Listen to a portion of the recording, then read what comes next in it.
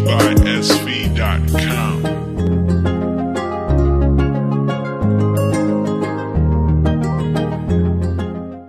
Bien-aimés dans le Seigneur, Shalom, bienvenue dans notre émission Une seule chair. Une émission réservée pour les mariés, pour les fiancés et tous ceux qui aspirent au mariage. Aujourd'hui, nous voulons parler sur comment discipliner nos enfants et les aider à se convertir. Voilà ce que nous voulons parler aujourd'hui. On va prendre aujourd'hui la partie A, comment discipliner nos enfants. Et prochainement, on va parler sur comment les aider à se convertir. Comment discipliner nos enfants? Ici, le mot discipline, nous prenons la discipline comme une règle de conduite commune à tous ceux qui font partie d'un corps ou d'un ordre, d'une communion. Donc, tous ceux qui appartiennent dans un même corps, tous ceux qui font partie d'un même corps ou d'un ordre. Alors, la ligne de conduite, c'est de cela que nous appelons ici la discipline.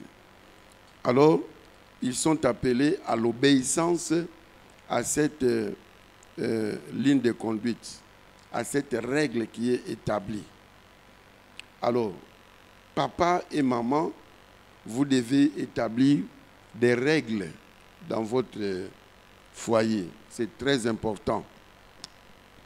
Il faut qu'il y ait des règles que les enfants sont censés suivre.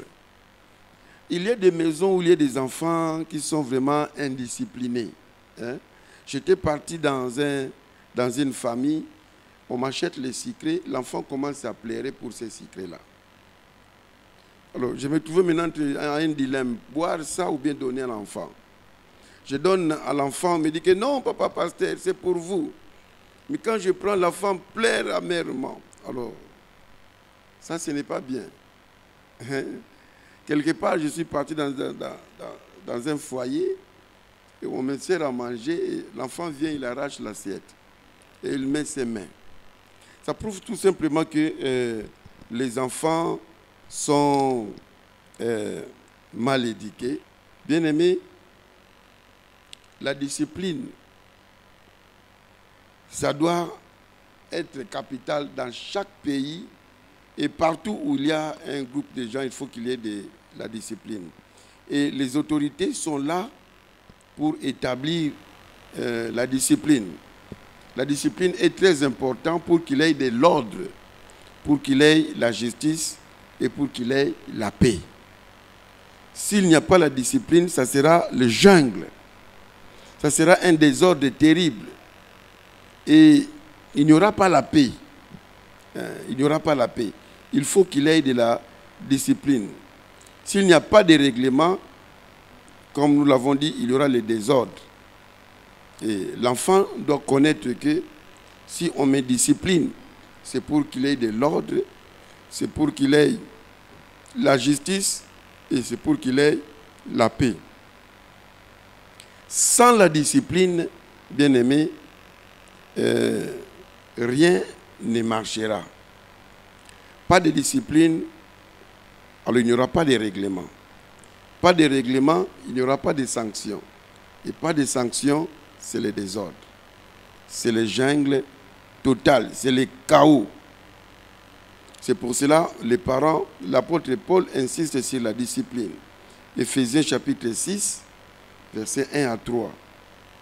Les enfants doivent être disciplinés. Et dans les proverbes, on insiste sur la discipline. Le père doit donner instruction. La maman doit donner l'enseignement à l'enfant. L'auteur des proverbes insiste beaucoup sur ça. Chers parents, apprenons à discipliner nos enfants. Il existe la discipline préventive et la discipline corrective. Alors, la discipline ou la discipline curative. Dans la discipline préventive, c'est-à-dire que l'enfant est en train de grandir, il n'a pas encore commis des erreurs, mais déjà vous êtes strict envers lui, sur l'heure de se réveiller, l'heure de dormir, sur la prière, sur le respect des aînés et sur le travail. Et lorsqu'il déconne comme ça, vous les censurez. Vous les censurez. Vous donnez de la discipline préventive. Dans Proverbe chapitre 22 au verset 6, la Bible dit « Montre l'enfant la voie qu'il doit suivre. Et quand il va grandir, il ne va pas se détourner de cette voie. » Donc ça, c'est la discipline préventive. Et les parents qui ont donné aux enfants de la discipline préventive, ces enfants ne connaîtront jamais la prison. Ils ne connaîtront jamais de punitions. Même dans les écoles où ils vont étudier, même dans la société, partout où ils vont être, ils ne connaîtront pas beaucoup de punitions parce que déjà, on a prévenu. Mais à part la discipline préventive, il y a la discipline curative, c'est-à-dire pour curer. Vous comprenez, la maladie est déjà là. Et là, ça demande beaucoup de choses. Et je vous dis que la discipline curative est beaucoup plus difficile que la discipline préventive. La discipline préventive doit commencer dès le bas âge. Dès que l'enfant est encore dans le ventre, vous commencez à l'éduquer. Il a encore un jour, vous commencez à l'éduquer que cette musique n'est pas bonne. Il faut aller à l'église. Tout ça. Ça commence dès le très bas âge. N'attendez pas encore, oh non, il y a des parents qui disent que non, il est encore petit, non! Apprenez cette jeune fillette à s'habiller correctement quand il est encore nourrisson. Ne mettez pas n'importe quel habit, ne laissez pas. C'est un enfant fille, vous laissez les cuisses à l'extérieur. Oh non, il est encore l'enfant, mais il va s'habituer. Aujourd'hui, beaucoup des églises ont du mal à redresser les fidèles à cause de la mauvaise éducation qu'ils ont obtenue. Il y a 4 endroits qui indiquent la personne. Il y a la famille. Il y a l'environnement. Il y a l'école et il y a l'église. Mais je vous dirais que l'environnement, l'école, l'église ne font que compléter ce que la famille a donné. N'attendez pas que notre enfant sera éduqué à l'église.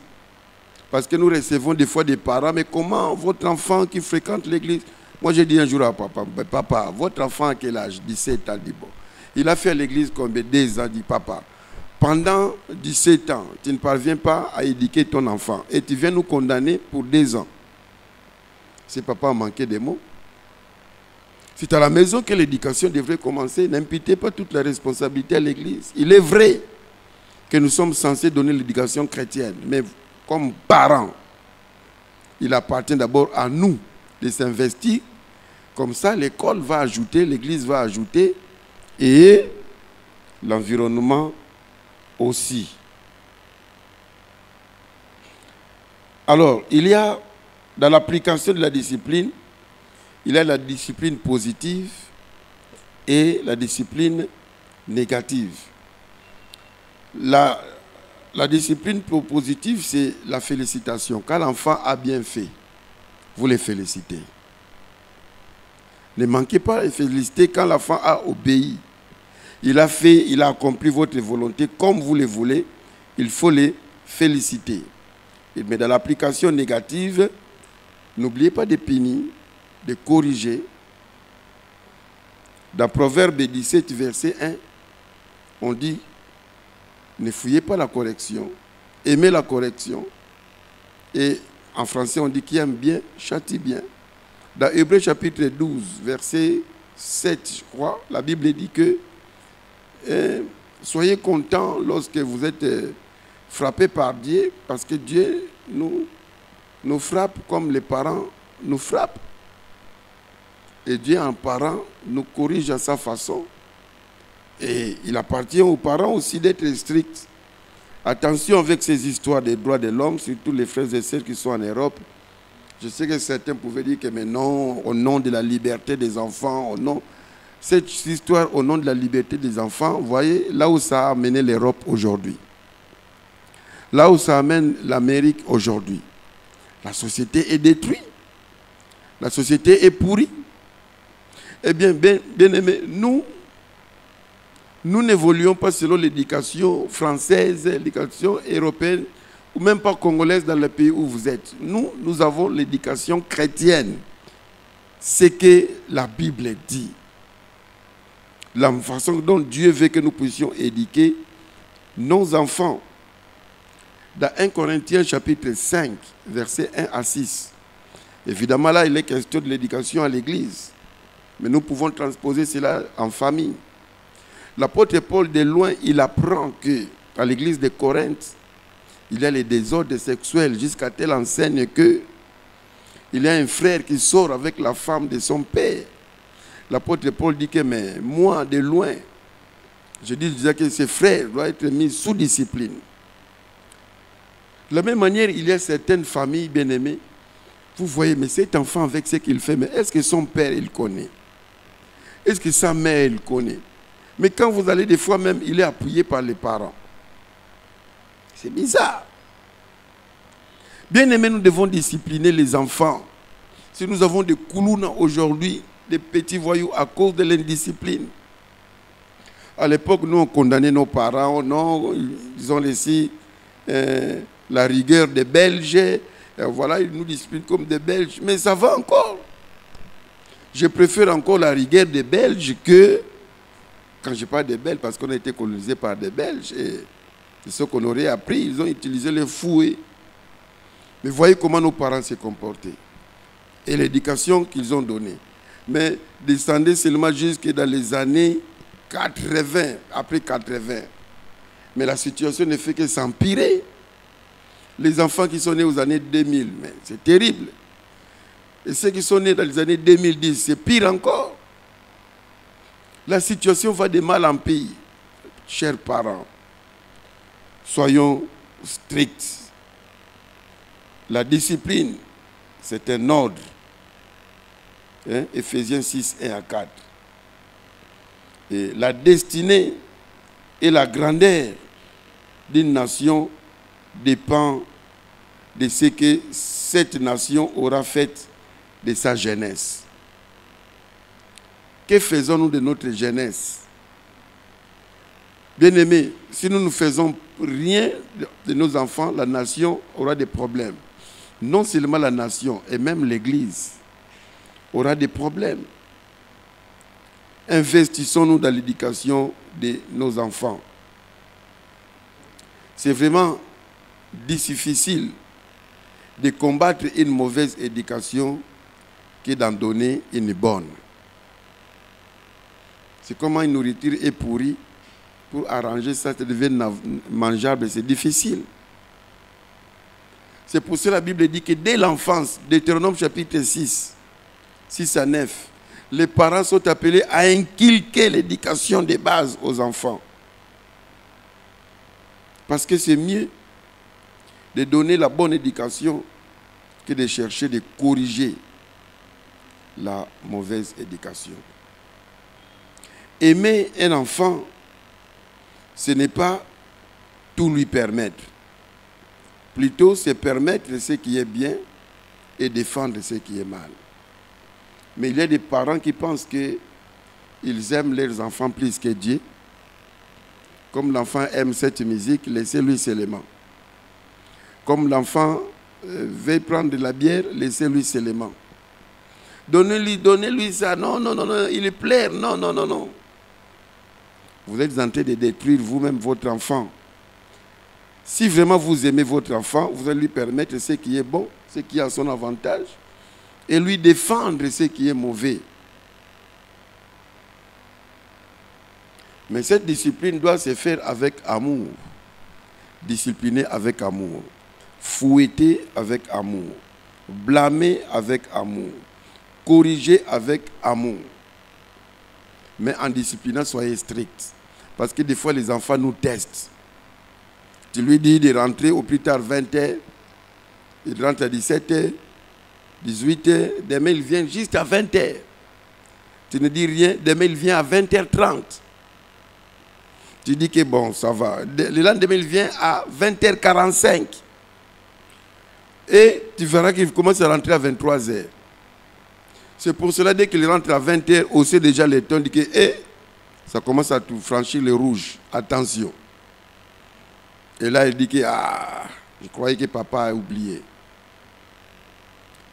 Si des fois nos enfants ne se convertissent pas, on va le dire prochainement parce qu'il n'y a pas de discipline.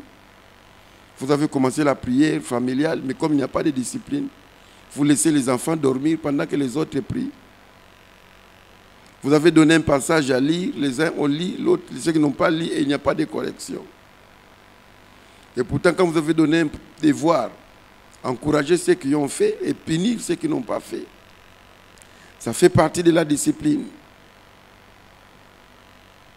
Il y a un papa qui a dit ceci: j'ai perdu mon temps plus à redresser mon chien qu'à éduquer mes enfants. Quelle déclaration triste. Le papa passait beaucoup de temps à redresser son chien, mais il n'avait pas de temps à s'occuper de ses enfants. Investissez-vous à vos enfants. Il y a des parents qui s'investissent à chercher l'argent pour les enfants. Mais à quoi va servir tous ces biens que vous allez donner aux enfants s'ils ont de mauvaises éducations? C'est ainsi qu'il y a des parents qui ont brillamment réussi leur carrière, mais qui ont échoué par rapport à l'éducation aux enfants. Notamment David, un grand roi. Mais regardez les enfants de David. 2 meurtres. Il y a Absalom qui a tué Tamar. Il y a Salomon qui a tué Adonija. Il y a Tamar qui est sorti avec sa sœur. Il y a Adonija et Salomon qui s'est disputé sur une copine. Il y a Absalom qui s'est rébellé contre son père. Il a chassé même son père au pouvoir. Imaginez-vous papa Félix tel qu'il est là, son fils il se rébelle et il chasse Félix au pouvoir. Quelle éducation! Un enfant qui se rébelle contre son père, qui va même coucher avec toutes les concubines de son père. Mais un roi, David a échoué dans l'encadrement des enfants. Il y a même un serviteur de Dieu dans la Bible au nom de Samuel. Il a échoué dans l'éducation des enfants. Peut-être c'est par là où je vais chuter. Dans 1 Samuel chapitre 7, versets 15 à 17, où on nous donne le brillant tableau de Samuel, comment il a travaillé. Vraiment, un prophète, un juge à féliciter. Samuel fut juge en Israël pendant toute sa vie. Il allait chaque année faire les tours de Bethel, de Gilgal et de Mitzpah. Et il jugeait Israël dans tous ces lieux. Puis il revenait à Rama, où était sa maison. Et là, il jugeait Israël. Et il y bâtit un hôtel à l'Éternel. Vous voyez qu'il n'a même pas le temps pour sa famille. Même quand il rentrait là où il y avait sa maison à Rama, il continuait à travailler. Conséquence, nous descendons les versets suivants au chapitre 8. Vous voyez les rapports des anciens d'Israël. 1 Samuel 8, 1 à 5. Lorsque Samuel devint vieux, il établit ses fils juges sur Israël.